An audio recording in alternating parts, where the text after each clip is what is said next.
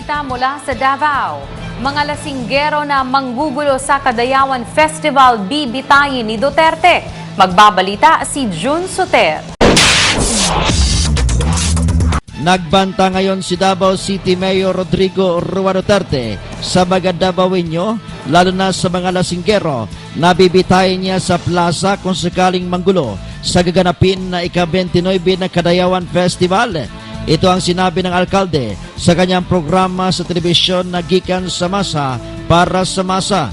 Sinabi ng alkalde, mahigpit ang mga pulis sa Davao kaya hindi siya makikialam sa kanilang trabaho. Ngunit sasabihan lang niya ang mga pulis na pabayaan na lang ang mga lasing na tao kahit pa masagasaan sa kalsada. Sabay banta naman ni Duterte na bibitayin niya sa plaza ang mga lasing kung sakaling manggulo habang nagpapatuloy ang selebrasyon. Samantala, dagdag naman ng alkalde na ipasarado niya ang mga bahay aliwan sa Davao City pagtungtong ng 1:00 ng madaling araw upang manatili ang pag-implementar sa likurban ng syudad upang maiwasan ang kaguluhan. Mula rito sa Davao, June Soter ng DZRH Network News Center, naglilingkod sa pagbabalita.